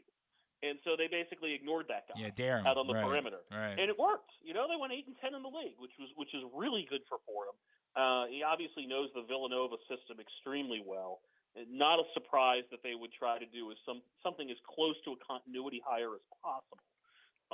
And so I think that is an unsurprising choice, all things considered. If anything, it was probably good for him to have it happen now, as opposed to getting dragged down by what Fordham has typically been, which is an under-resourced program in that league, and they've really struggled in a quarter of a century in the A10, which is why they were so excited, not just to get Kyle Neptune, but to get the sort of results that they got in a hurry. So I think he'll slide right in. He's going to know a lot of the guys already in the program, will have recruited a lot of those guys, will coach some of those guys. And I suspect that we'll see something probably not dissimilar to what we saw at North Carolina this year, which is, a coach that has plenty of familiarity with the program, probably taking a little bit of time to adjust. He obviously has a little less of an adjustment there just because he's been a head coach for a year. And I think that Villanova will probably end up being in pretty good hands. He is Patrick Stevens. He's with us, as he is every Tuesday here on GCR. Patrick, Maryland lands one player for the fall in Noah Batchelor, but they still clearly have quite a few things they need to do before they can put a basketball team together on the floor next year. I believe that's 5 scholarships left for this coming season. Yeah. There's a lot of guys in the portal. The race to the portal to be eligible for next season is closing here at the end of the week. We'll probably have a better idea by sometime in mid-May as to what that roster looks like. On the lacrosse front, boy, I know you were at Maryland Hopkins on Saturday. I remember kind of jokingly saying to you, I've watched a lot of these games over the years. I could see this weirdly being one where Hopkins gives Maryland fits. No, not the correct answer whatsoever. We've never seen anything like this before. There's a lot to unpack there. Let's start with a basic thing here. The Virginia-Syracuse game on ESPNU ran long. Yeah. Okay? So by the time that they switched that over to Hopkins-Maryland, by the time the Syracuse-Virginia game ended, it was already 4-0. Right. Okay, so if you were DVRing it like I was, you missed basically the game being decided right then and there. If you're Maryland, you obviously got everything imaginable went right for you. You won a ton of faceoffs. You had plenty of balance. Owen Murphy, the former Hopkins attackman, comes back and scores 4 goals and has an assist in his first game against his old team. Your backup goalie gets in the fourth quarter and stands on his head and makes 7 saves. I mean, this is essentially, I don't want to say it's Maryland at its peak, because I thought that the first 25 minutes or so against Rutgers was really, really good. But this was really, really good too. Yeah. And if you're Hopkins, oh boy. I mean, it's one thing to lose, and it's one thing to lose to a really good team. Even if it was like the loss that they had last year in the first meeting in College Park, where they played well for a half and then just sort of faded away and lost by 8. That wouldn't be too bad. But you're down 22-4 after 3 quarters on your home field against your arch rival. I mean, the gap between the two of them has never been more imbalanced towards Maryland than it is right now. That's just the way it is. And Hopkins obviously still has some lacrosse to play. They get Penn State in the conference tournament in the quarterfinals on Saturday afternoon at Homewood. It'll be a great test to see how a group responds after really about as humiliating a defeat as they possibly could have endured. I can't fathom what you allude. I can't fathom there's some sort of world in which Peter Milliman's at risk just a couple years in, right? Like I gotta think they're willing to give him time, right? Well, I do think this. For I think when you look at year one anyway, like that was kind of a lost year, right? Right. Like you didn't get on the field with your players until about New Year's or so. You played a conference-only schedule, and you played better towards the end of the season. That said, you can't be thrilled if you're Hopkins with being 6-8, with being a fourth-place team in your league, and clearly that is not up to the standard that Johns Hopkins has had. Not just Hopkins' traditional standard, but even the standard that they've had in their Big Ten era, when frankly they haven't been all that great, right? Overall, right. I mean, let's not kid ourselves. Hopkins in the Big Ten era, they had the Final Four appearance in 15, but there's not much else to show for it really over the last 6 or 7 seasons. So, there's obviously other factors at play there. The pandemic surely didn't help. And I do think that there are some defensive limitations that Hopkins has had for several years that precede Peter Milliman being hired. But you're still looking at a prestige program and a 10-17 record at this point over 2 seasons. That's going to make some people uneasy, and I do think that there's going to be a spotlight on Hopkins next season to see some sort of progress. I think that this season in aggregate has been better than last year in aggregate. I do think you could argue that last year was more promising just because that was a team that was playing better towards the end of the season and gave Maryland a couple really good runs there in the last 4 or 5 games. Obviously a very big win for Navy on Saturday. Yes, and I think we talked about this a few weeks back after they lost to Loyola. What's going to constitute a successful season for Navy? And I think I said, well, if you beat Army, it's a successful season, right? And especially considering the rebuilding that was going to be done at the defensive end. And I would say right now, as you stare at Navy, and they go and they beat Army, and they're sitting there and they're in the Patriot League tournament and they're 8-5. I think it's a successful season for them given the circumstances. And so, you obviously want more. If you're a Navy fan, you'd love to see them respond to that performance with another one, a good one against Bucknell, and maybe even give yourself a fighting shot at a home game in the conference tournament. But even if you don't, you still have those bragging rights against the Black Knights for another year. You sang second. And that, I think that by itself is something that you can hang your hat on if you're Navy. Anything else that stood out from you or that's important as we go into this coming weekend? Not particularly at this stage, I don't think. All right. Towson's in first place for another week. And that's relevant, right? Like they have a real shot. It is, and they can clinch the top seed in the CAA tournament with a victory over Hofstra on Saturday. They're a game up on 4 teams in that league. It's them at 3-1, 4 teams at 2-2, and then Hofstra's 1-3. And so, not that they're in the at-large picture or anything like that. It certainly wouldn't hurt to be able to at least claim a regular season title, and it's right in front of them for 60 minutes on Saturday. There you go. Yeah, all right, Patrick, it's time to play our game. Can Patrick Stevens name the MLB teams that this player has played for? 4-team guys. I'll give you a tricky one first, then a layup afterwards. We begin with a player that I did not realize played for 4 teams because in my life I could have never told you that there was a 4th team involved. He apparently was out of the league for a couple years and came back. Only an All-Star once. He did finish in the top 10 of Cy Young voting in another year. He is pitcher Steve Avery. Steve Avery. Yes. There's 4? There's 4. Your reaction was the same as my reaction. Sure, I knew there were more than 2. Oh, okay. I did. For some reason, I remember the 3rd. I do not. I have no recollection. Let's go ahead and acknowledge Atlanta. Of course. Yep. As being one of those stops that he had.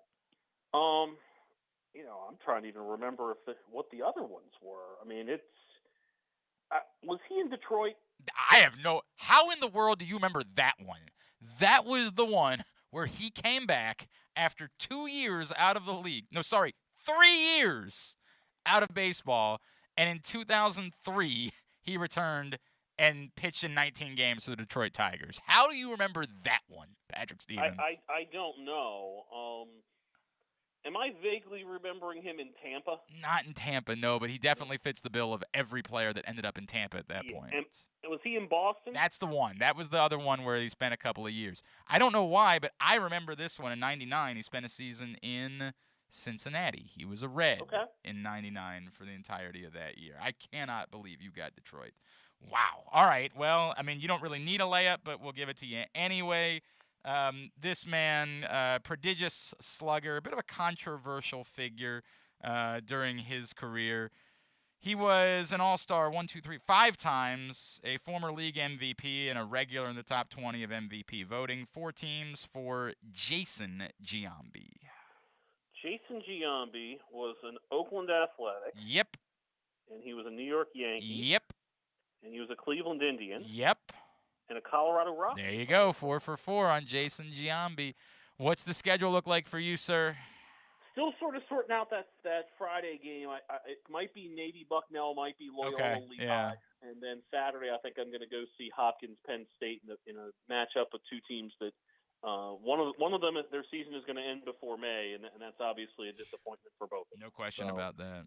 Those I think are the 2 games for the weekend. Very good. At Discourse, D1S Course is how you follow him on Twitter. Patrick Stevens, appreciate you, my friend. We'll talk to you next Tuesday, all right? Awesome. Take care. It's Patrick Stevens, who joins us every week here on GCR to talk a little college sports. Whew, a lot going on today. It's been a busy day already. We'll ease up a little bit on the other side of the break. Today's show has also been brought to you by Glory Days Grill. The spring seasonal menu is available now at your neighborhood Glory Days Grill. It includes the opener, the flash fried pork belly with the Korean #2 sauce. I want to sing about it. Oh, it's so perfect. We'll go over to Glory Days Grill. I know we got to do a thing at your school on Friday. I was going to say we could take a class field trip to Glory Days Grill, but we can't. I got to do that. I got to go over to Stevenson with Cam. I was there yesterday. I gave blood yesterday at Stevenson. They did a Maddie Strong blood drive. I can't give blood. Why's that? We talked about this last week. Did we? Mm-hmm. Did we? I don't remember that My either. family lived in England when mad cow disease so was it's relevant. so funny you say that. I had Okay. I was so hilarious. Yeah, right. You got mad cow disease. Funny. What an idiot. I got this question really messed with me when I was going to give blood. Hang on a second. It was. Oh damn it! I posted it I too. also hate needles, so I don't know if I could do that. What? Yeah, but a certain type of needles, because obviously I have tattoos. So. Did you get vaccinated? I did. How did that go? I cried. I'm not kidding. Are you serious? I legitimately cried in Walmart. You can ask my mom. Wow. She held my hand while I went and did it. So you have to fill out all these questions when you give blood. This one was question number 30. From 1980 through 1996, did you spend more time than adds up to 3 months or more in the United Kingdom countries of England, Northern Ireland, Scotland, Wales, the Isle of Man, the Channel Islands, Gibraltar, or the Falkland Islands. I didn't even know all these places were real. 1998. Like, my sister was born in England. I did not even know these were all real places when I was doing this. I'm like, this is a riddle wrapped in a conundrum, wrapped in a, like, I got to do the math on this. The answer for me was no, I did not, so I was able to give blood. But my good friend Roger, I was the best man at his wedding. He was in the Air Force. He met his wife in the Air Force when he was stationed over in England, and he's been living there for like 8 years now. She's from Iowa. He's from Maryland. They have a daughter. They both have American accents. Their daughter, 100% British accent. No way, no shot. Very interesting. There's no 100% British. I asked him. I was like, "Does your daughter have a British accent?" He was like, "Yup."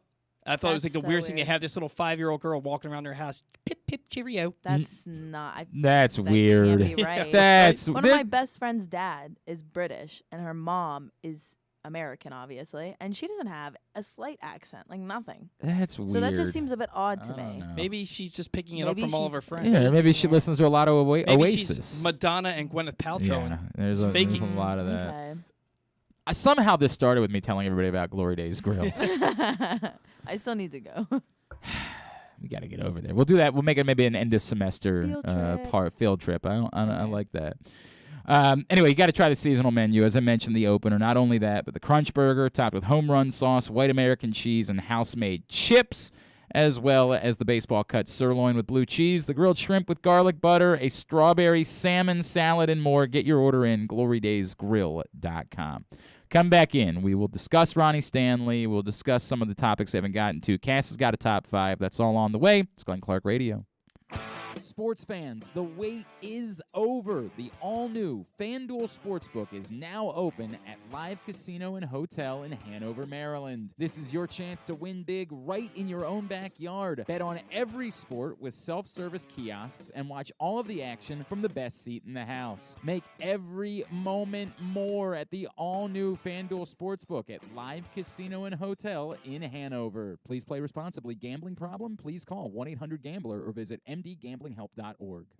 The biggest pro wrestling stars today and all time all have one thing in common. You've heard them on Jobbing Out. Matt and Nick Jackson, the Young Bucks. Thanks for having us, man. Appreciate it. The great Kurt Angle. Thanks for having me on the show. I appreciate it. Matt Riddle. Yeah, man. Thanks, man. The champ, Drew McIntyre. Oh, thank you for having me. The great Ron Simmons. Damn. Keith Lee. Appreciate you guys having me, man. Bill Goldberg. My pleasure. Charlotte. Thank you so much for having me. Mick Foley is with us. This is the greatest name for a wrestling show I've ever heard. MJF. I'm glad you're happy I'm on this show because I'm freaking miserable. Le champion. Chris Jericho. Le champion. AJ, Aaron, Brandon, and Glenn are talking pro wrestling every week on Jobbing Out. Find it at PressBoxOnline.com/radio, iTunes, and SoundCloud. Answering Baltimore's calls for help, running in when others run away, working together toward one shared vision for a thriving city. That's your Baltimore Police. But the department needs more good people. People like you. Join a proud new generation of Baltimore Police and make an active difference in your community. Start with competitive wages and excellent benefits on day one. Join for good at bpdrecruit.org. Stan the Fan here, welcoming back one of my favorite sponsors, the Costas Inn. And everybody around Baltimore knows the Costas Inn is a great place to go and grab crabs, steaks, salads, soups, whatever's on your mind to eat in person. But did you know that the Costas Inn has upped their game? They are now one of the premier takeout places in Baltimore. Give them a call now to order your food, 410-477-1975. That's the Costas Inn over 4100 North Point Boulevard. The latest edition of Press Box is available now. On the cover, Luke Jackson profiles Orioles catcher Adley Rutschman, diving into where his passion for baseball and for catching comes from and how he uses that passion to elevate those around him in the Orioles organization. Also inside, Bo Smolka takes a look at how the Ravens' 2021 draft picks can make progress in year two, and Glenn Clark offers a very unique tribute to former rival Mike Krzyzewski that all Maryland fans can appreciate. Press Box is available for free at over 500 area locations, including 60 Royal Farm stores, and you can always find the entire edition as well as the best daily coverage of the Orioles, Ravens, and Terps at PressBoxOnline.com. Stay tuned. Your chance to win $1 million is coming up. Probably not from us. You're listening to Glenn Clark Radio. Coming up in about 22 minutes or so, Simply the Bets. We do it every Tuesday morning, 11:40 a.m. Our buddy Aaron Oster from out in Vegas is going to join us. I was just checking the list that Paul provided. One of his more recent loser bets didn't indeed confirm as a loser bet. We'll talk about that during Simply the Bets. Also, we'll check in with our buddy Leon Twyman, the assistant general manager of the FanDuel Sportsbook at Live Casino and Hotel. That's all on the way. Simply the Bets coming up around 11:40 this morning. All right, so some news today. As I mentioned earlier on, Masson sending broadcasters back on the road. Good. That is a good thing. Should have been happening at the beginning of the season, but you know, it's a good thing at the end of the day. That's all there is. It's a good thing. So I got nothing else to really say about it. I'm glad it's been fixed. I'm glad that the broadcasters will be on the road. The radio broadcasters should be on the road too. Our buddy Eric Arditi from Barstool Sports was kind of asking this morning, like, why would you only send the TV guys back? And I unfortunately, if I had to guess, the answer is probably because it's less embarrassing to find a radio clip. Like, radio broadcasts are never perfectly synced up with video. So when something goes awry, we don't share it on Twitter and say, hey, look at this terrible mistake that was made on the radio broadcast. When it happens for the TV broadcast and you see the video happening at the same time as the audio, it looks worse. So it's very clear the Orioles want to save money. They kind of can't get around that. That's the reason why this was happening. It obviously had nothing to do with COVID whatsoever. It was just about money. And it became an embarrassment to them that it looked as bad as it did, and everybody was talking about it on social media. That's my guess. I don't know that. I'm just guessing that. And so they fixed it. I'm glad they did. Just in context of why they would send TV and not radio, right? Like if it was just about doing the right thing, they would send everybody. But they're not doing that. They're only sending TV, and that makes it seem as though the answer was it looked bad, and it was easy to find errors and mistakes on social media, and so let's fix that and get the broadcasters back out on the road. Now, they would also point out that technically Masson is its own entity, even though it's owned by the Orioles. The decision makers are not the same decision makers as the decision makers for the radio broadcasts, and that's technically true. I don't believe that Masson would make a decision without the leadership of the Orioles being good with it. It is a weird, like, they walk hand in hand, but they are technically different thing. Like, so for example, this decision from Masson also means the Nationals broadcasters go back out on the road because they make the decisions, whereas the Nationals as a team make their own decisions for radio and already had their broadcasters back out on the road. So, you know, it's a what it is situation. I think they should get the radio broadcasters back out on the road too, but this is a good step. So we'll take that. That's a good step. I like that. It always gives me pause for concern when I hear that they didn't want to send the broadcast team out on the road to save money, because then I worry, how financially strapped is this team that's how they're saving money. I said, you know, keep in mind the answer could also be why send this year's broadcasters out on the road. Mm.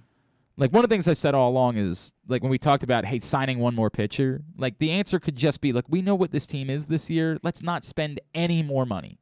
Mm-hmm. If we're going to spend money, why not spend it next year? Why not spend it in the future years when we think the team's going to be good?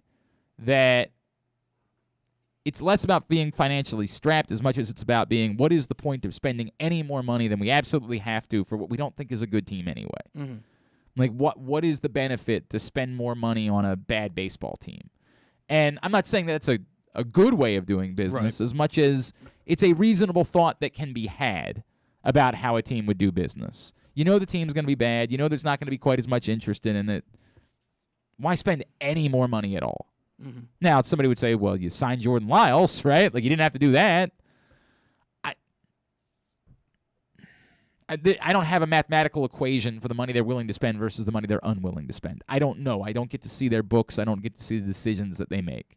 And perhaps they would tell you, you know, they really would stand by the idea that this is a Masson thing. The decision was made by Masson and not by the Orioles. And I can't say that that's definitely not the case. I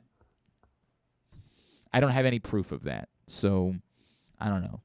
I get what you're saying, Paul, and I certainly have had some of those thoughts myself over the years. Like, if you don't have the money for how bad are things really if this is what the problem is? I remember being at a radio station once where I did not know. At one point, we used to have hosts fill in. We would call, like, local TV anchors and say, hey, so-and-so is off on Monday. Would you come in and fill in from 10 to 2? And I remember, like, the program director of that radio station saying, yeah, we can't do that anymore. We're just going to have the producers host the shows now. And I was like, okay, weird. And I remember one of the producers, who was now going to have to be the fill-in host, who a minimal amount of money that they pay for fill-in hosts. If we can't afford that, we got bigger problems. And I remember it, like, really struck me as to, like, oh, this isn't a great place for me to be right now. Right. Like, this is not necessarily where I want my career to be taking me, because it's not. Now, that eventually kind of became industry standard, unfortunately, like within radio, and it's part of the bigger picture problem that radio's had over the years, and why radio has kind of killed itself, in addition to the podcasts and things along those lines helping. But, yes, it lines up with your theory that if you can't afford this, what can you afford? Right. I certainly get the thought process. Ultimately, what I care about, I want to watch the games on TV. The broadcaster is going to be there. We can't get around that. That's a very good thing. It is. Ronnie Stanley. So if you missed it yesterday in Rappaport, kind of out of nowhere, sent out a tweet related to Ronnie Stanley.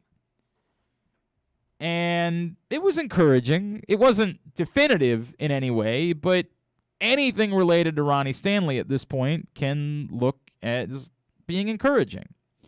Ian Rappaport said, Ravens All-Pro offensive tackle Ronnie Stanley received a medical checkup recently, and he's on pace to be ready for 2022, sources say. Stanley played just one game last year and then had another ankle surgery. He'll be monitored throughout the summer, but there is he meant to say there's optimism. There is optimism he'll be good to go. Rappaport followed up. The Ravens pick at number 14, and while they could go in several directions, the health of Ronnie Stanley could allow them to simply take the best player. And within seconds of Ian Rappaport tweeting this yesterday, instead of the majority of the Ravens fan base reacting and saying, great, the reaction was, weird timing. Weird timing. And a percentage of the Ravens fan base was saying, this is a guarantee now that they're taking a tackle in round 1. But the idea being that this was information that was planted by the Ravens with Ian Rappaport to try to throw people off the scent of the idea that they're interested in taking a tackle. What I would encourage you to do is to respond to the Ian Rappaport tweet like this. It's nothing. It means nothing. It doesn't tell you that the Ravens are taking a tackle. It doesn't tell you that the Ravens aren't taking a tackle. It essentially only reasonably corroborates what we probably could have thought would be the situation anyway. Read it again. Ravens All-Pro offensive tackle Ronnie Stanley received a medical checkup recently, and he's on pace to be ready for 2022. I mean, if Ronnie Stanley wasn't on pace to be ready for the start of 2022, there are far bigger problems. And I get it, there could be far bigger problems. It could very well be that Ronnie Stanley just never played again. And you go through serious injury and you miss this amount of time, there's got to be at least a modicum of concern that you'll never play again. But we didn't hear anything that made that seem likely. So this was kind of how most of us were operating. Most of us were operating around the idea that we think Ronnie Stanley will be ready to play. The Ravens needed to do better than Alejandro Villanueva being their backup plan. And that still, I do think, lingers over this draft. Morgan Moses is a better right tackle option than Alejandro Villanueva was. But is he a good left tackle option? I don't feel as strongly about that. So the Ravens are still in a bind if there's any amount of doubt that Ronnie Stanley's available. They need somebody that would be able to play left tackle. Patrick McCary played well at right tackle. Could they give it a shot? I mean, they could. It's quite the risk to be taking. You could argue that no matter where they are health-wise with Ronnie Stanley, they don't really have a good backup left tackle option on the roster, and they need to come up with that anyway during the course of this draft. I treat it as nothing. That's how I respond to this report from Ian Rappaport. I file it away. It's there. But I don't immediately assume that it's them planting information. It's possible the information also came from an agent. It's also possible that this just Ian Rappaport was having a conversation and said, hey, you know what? I haven't asked you about Ronnie Stanley in a while. What's going on there? And the answer is, well, we feel good about Ronnie Stanley. It's possible this isn't as seedy as you guys want to believe that it is. That this isn't the tinfoil hat stuff that you want to think that it is. Now, what's the difference between this year and last year? Oh, didn't he have surgery last year? Why wasn't he ready to go then? I mean, well, what's the difference? they thought he was. Remember, they put him out there, right? So how can we be as confident this year? It's a fair question, Paul. And all of these things are things that you got to file away as they make a decision. It's why a lot of people are still on board with Trevor Penning being the Ravens' first-round pick, or if Charles Cross falls, like he's the guy for them to draft. Because you can't make your assumptions based around a healthy Ronnie Stanley. There are plenty of people that still feel that way. I've got to prepare as though I don't think I have a healthy Ronnie Stanley. Mm-hmm. So I've got to have somebody that can step in and play tackle. The risk being, if you do have Ronnie Stanley and you do have Morgan Moses, what are you doing with the guy you just took with the 14th pick in the draft? Are you playing him at left guard? Are you drafting a tackle and then saying, you're the left guard now? I mean, you can, I guess. Like, if it's somebody that's capable of playing guard, you could conceivably do that and say that's our emergency plan, and there are worse scenarios in the world. Like, if that's the case, then maybe Morgan Moses is gone next season, and you're sliding in that guy that you had play left guard to be your right tackle until Ronnie Stanley's gone. Like, that could be an option. I guess we're utterly dismissing Juwan James and all of this conversation. The guy that they literally put on the roster for a year to wait for this moment, we're just sort of saying he's a non-factor. And I get it. I don't know where Juwan James is either, so I can't tell you if he should be a factor or not. But I guess that would really be your backup left tackle plan.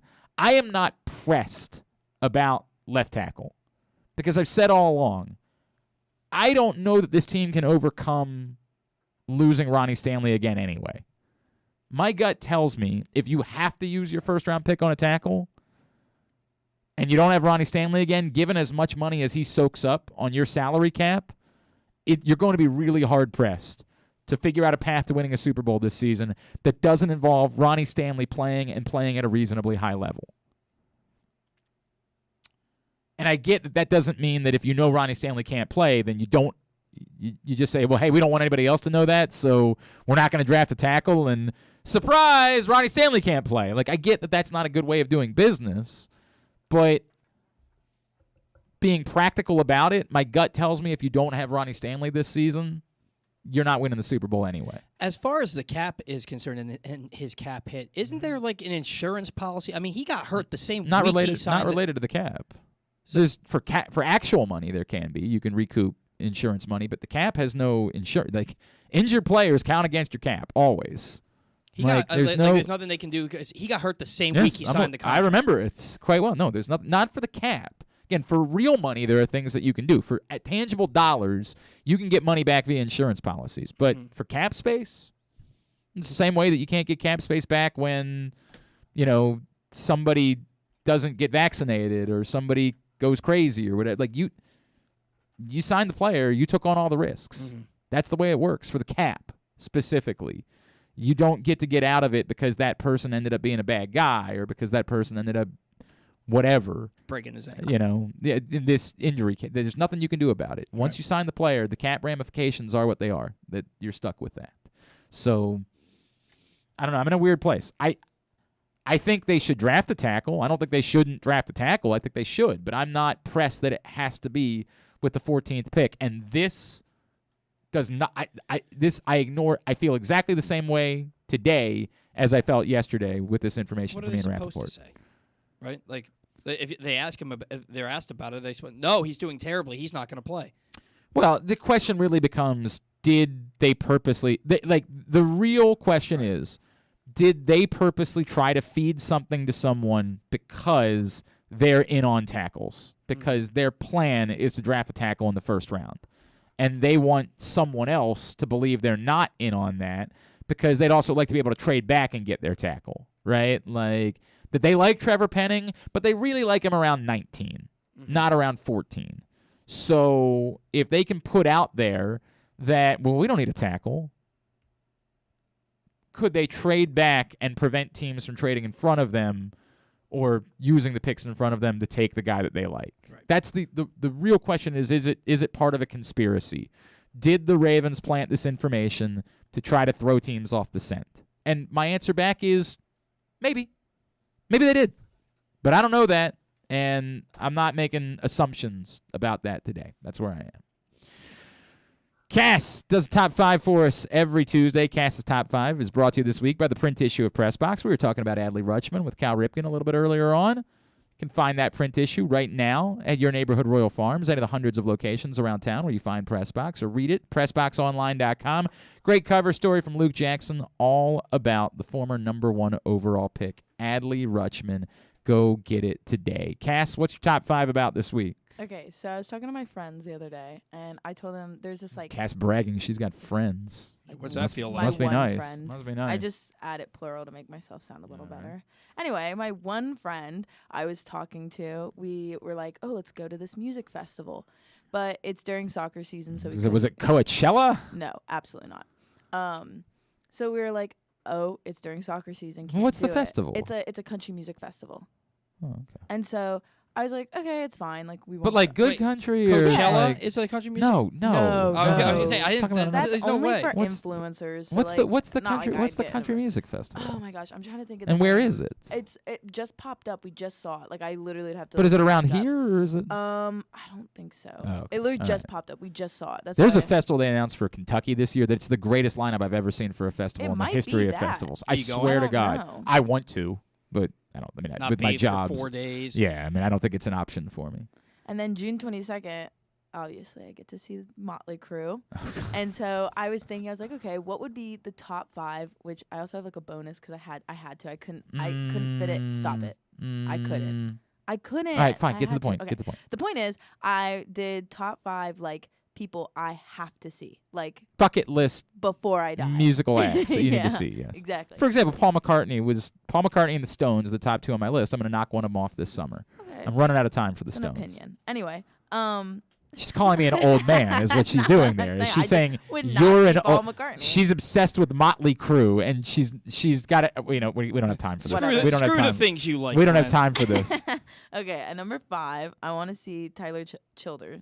I mean, Tyler Childers is outstanding. I always say Childer, but everyone I says don't. Childer. By the way, I think it's Childers, but it might be Childers. I don't actually. I don't That's the know. funny part. I don't know that. It's true. Song with Willie Nelson at Merriweather last fall. He was an emergency replacement.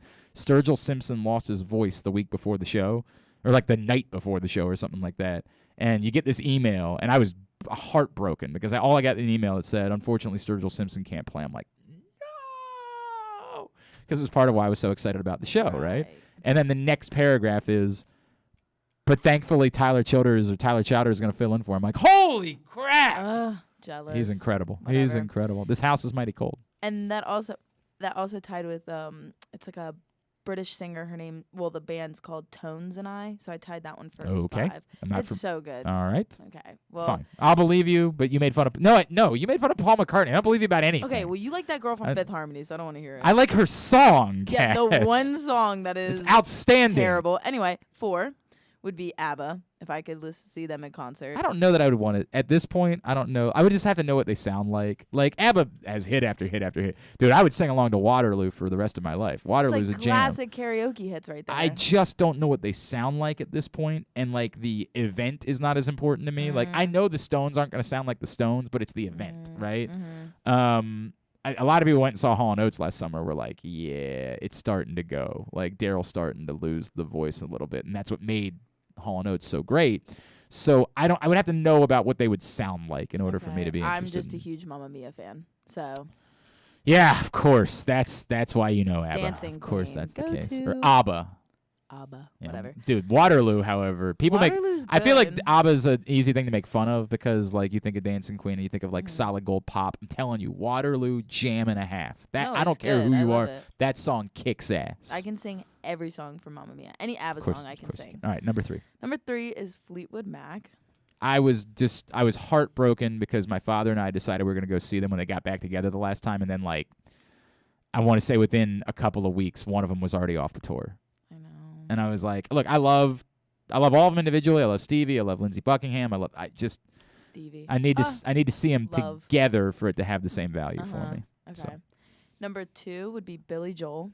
I mean, I've seen Billy Joel a lot. Okay, rub it in. No, I mean, look, the thing about seeing Billy Joel anymore is like you're getting what you're getting, but you love what you're getting. Like you're not going to be stunned or surprised by anything Billy Joel does in concert. Billy Joel. But it's an evening with William Joel singing his hits. Like, what more could you possibly ask for in I life? know. That's so good. It's Love Billy Joel. It is. I didn't go to the baseball stadium show because I was on vacation. I did the when he played the football stadium a few years back. I seen him at Madison Square Garden as part of his residency there. I've seen Billy Joel. I remember like when he came out of hiding after all those years. I remember my buddy and I so desperately needing to see him in Philadelphia that we spent, I want to say, like $500 on a ticket. And then he just decided to constantly play shows. It's been like 15 years, and he's just played show after show after show after show. Yeah. Whereas when I was young, like he did not play at all. Like he was just sort of a recluse and never played shows. So I regret how much money I spent on the first one because it was not necessary. There are going to be a lot of opportunities to see Billy Joel after that. I will see him one day. I mean, you should. You Has to be should. soon, though, Yes, you I should. feel like. Yeah. And then number 1 would be the current Miley Cyrus. What? I love Miley Cyrus. But what do you mean by the current Miley Cyrus? Not kids pop Miley Cyrus. Not like okay, first But of like all, when she's trying to I be went- like I dressed Debbie as Hannah- Harry or whatever. Like she's like the icon now of like I think she is. I think she like embodies classic rock for like This is a as weird female. bit. This is such a weird You bit always to me. say that about this is a weird bit. everything I No, it's do. not about you. It's about the whole thing with Miley Really? Cyrus. First of all, I'm the wrong person. I think Miley Cyrus is like the 5th best of the pop stars of that era. She's not a I think Katy Perry is far better. I think Lady Gaga is far better. What? Like I okay, think all Lady of them are. Gaga's great. Lady Gaga's an icon. Love like, Lady Gaga, but I think like trust she's me, not on your top 5. No, I mean no, but like would I love to go see Poker Face? Like I would like to see Lady Gaga in her before, like And her before. you know what I'm saying? What Not does like, that mean? Like her prime, like the Poker Face. Do you think she's Hello, she's Bad like, Romance? She's like in her 30s. You think she's out of her prime? No, Younger than but, Glenn like, and I. Yes, no, for sure. But A lot like long- think a lot of younger. like Lady Gaga, you think of those There that was- music. You wanted to wear a meat dress? Is that what you're looking There for? was a You- point. Remember when she wore the meat dress? There Yeah, was I a point do. where I thought that Lady Gaga was going to pass what Madonna did at the height of her popularity. I love Lady Gaga. I think Rihanna's higher on the list. I just think that Ew, I think no. Miley I hate Cyrus is Me too. fine. Thank you. I think Miley Cyrus Stop. Have is you no? fine. No. Listen, Glenn. Okay. Uh-huh. Listen to me right now. Mhm. Okay. Yeah. I dressed up as Hannah Montana, I think, 4 years. Yeah. And I'm blonde, okay? And Uh-huh. I had bangs Uh-huh. when I dressed up as her. Yeah. But did I wear a wig? Hell yeah, I wore Uh-huh. a wig. I had to, because you're not Hannah Montana Yeah, it means if you're not wearing a wig. Hannah Montana right? means nothing to me. Right. But I grew up on Hannah Montana. Loved Hannah Montana. Right, I get that. Then Miley went through her little weird, like, let me cut my hair and They all foam do. finger and weird bit. And I wasn't into it. So I kind of faded off on the Miley Cyrus wave. But then when she started doing, like, what her voice is really made for, which is, like, that classic rock, Yes. kind of Stevie Nicks She's kind of, like. but she did like a whole record of covers of like classic rock And it songs. was and I think she's gorgeous. talented. But if I Gorgeous. went and saw her, I do not feel the way that other people feel about like Party in the USA. I think that song is fine. Does she still play that? I mean, if you were paying money to go see Miley Cyrus and she doesn't play her biggest hit of all time, I feel think like that would she be a definitely does play big anything. problem. Like Maybe I you just should put something out beforehand, like I don't play this anymore. yeah, I would probably want to let people know before they show up and they're like, "Hey, that what happened there?" I think Wrecking Ball is fine. Like I think some of her hits are fine. I'm not even talking about that music. I'm talking about the now. How she just wants to be a sings now. classic rocker. I get it. Wants All right. to be. That sounds like you're calling But her she's a not wannabe. actually a classic rocker. Right, but like, Cass. okay. She's but- not actually an 80s metal singer. Okay, but like I'm saying nowadays music isn't like that anymore. And like that's what I hate is because if I could go back in time, Yeah, I'd love to be in classic rock time, Right. but it's not there. So like it's nice for me who enjoys that kind of music to have someone that embodies that. You know what I mean? All right. You know what? You've actually kind of made this make sense in a weird way. Thank In a you. weird way, In you've a kind of great made it way. make sense. Like, because Miley Cyrus's pop music to me is just fine. And I like pop music. And I think there's a lot of really good pop music. And I can't believe the way you reacted to Katy Perry because she makes great pop music. No, I like Katy Perry, but she's a little bit on the side. Like she just rubs me the wrong I don't know what way. that means. You just made a noise. I'm not really sure what that noise means. She's just all right, we got to wrap up weird. because we got a show to do. Just good, weird. All right, good top five. Thank you. Good top five cast. All right, Tidbit brought to you today by. This one's brought to you by the Baltimore Police, who are still looking for folks. Join a proud new generation of Baltimore Police and make an active difference in your community. Start with competitive wages and excellent benefits on day one. Join for good. BPDrecruit.org. All right, so we had Cal Ripken on the show earlier today. Did we? I had forgotten. Obviously, me too.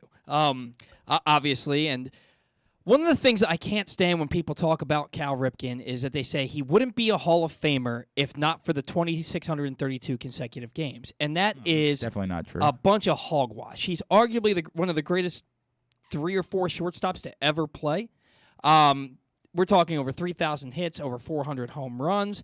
He had 8,264 consecutive innings played at one point in his career. Nobody's touching that. He's a 2-time MVP, 2-time Gold Glove Award winner, a Rookie of the Year. Cal Ripken was 100% a Hall of Famer. And despite that, despite his 432 home runs, which are also the most by a shortstop of all time, and the most in Orioles history. That's why there was a seat recognizing that.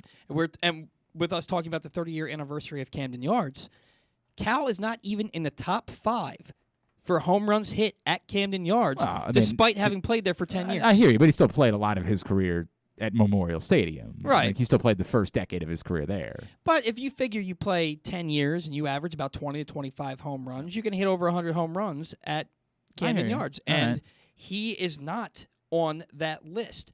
There are, you'll excuse me for just a moment, there are 5 players in Orioles history who have hit 90 or more home runs at We Camden got to Yards. try to do this quickly.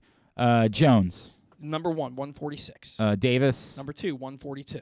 Palmeiro. Number 3, 124. That's when it gets tough. Easy over there. What's Cass? I'm getting the. She loves Camden Yards home yeah, runs, right. apparently. Cass is. God, I'm gonna end up guessing at this point because those are the only ones that I knew. I'll say Machado somehow. Manny Machado, number 4, Okay. 100. And number 5 is. Oh, God, I really don't. B.J. Surhoff. No, I thought you were going to get 5, all I don't- 5. Melvin Mora. No. All right, just tell me because it's 11:46. Brady Anderson. Damn it! Oh my God! Why did I? 91. That's a big miss. Loser. I really thought that you were going to That's get a all big 5 miss. in a row in order. That's a big miss, man. You know what? If I had thought of Brady, I would have guessed him before Manny, though. So I would have guessed Brady 4, Manny 5. So, it's a big miss. If I had more time, I would have thought it through. Excuses. All right, here's what's coming up totally tubular-wise. Mass and Orioles, Yankees, 7 o'clock. With the broadcasters at the game. Neat thought. Hooray. Jordan Lyles, Luis Severino, pitching matchup. Masson 2, Marlins Nationals at 7, TBS Mets Cardinals 7:30. Did you see what the Mets did in the 9th inning last night? I did not. It was wild. You should. I'm gonna take a look. Later. Dodgers Diamondbacks 9:30 on MLB Network. Big Ten Network Plus Navy Maryland baseball 6:30. TNT Game 5 for the T-Wolves and Grizzlies at 7:30. Pelicans Suns Game 5 at 10. NBA TV Hawks Heat Game 5 at 7. NBC Sports Washington Islanders Capitals at 7. ESPN Oilers Penguins at 7. Blues Avalanche at 9:30. CBS Champions League. We're coming down the home stretch. Man City Real Madrid at 3 o'clock, USA Network, WB. It's not SmackDown. It's NXT tonight at 8. Some non-sports highlights, quickly. Your favorite, Mr. Mayor, at 8:30. And then David Spade has a new comedy special, Nothing Personal, which I can't imagine will be good. But it's on Netflix tonight. I still like David Spade. His show when he had it was on Comedy Central was pretty good. Yeah, but his stand-up, I have never laughed once at any Yeah, of his he's not stand-up. okay. He's not a great stand-up guy, but I'm telling you that show was incorporated a lot of stand-up and it worked. Like it was a late night kind of show. It was pretty good. All right, thanks today to Cal Ripken. Thanks to Tori Smith. Thanks to Patrick Stevens. We'll get it up in the greatest hits section of the Archives. tab at GlennClarkRadio.com. Tomorrow on the program, we'll go to Bowie. Dylan Harris, right? Yes. Is who's joining us. If you didn't see, it hasn't been confirmed, but he's not only is he like one of the hottest hitters on the planet, and this guy I'd never heard of 2 weeks ago. He also made the absolute most ridiculous throw I've ever seen in my entire life over the weekend. We'll talk to him about that. Drew's going to join us, stuff and things tomorrow on the program.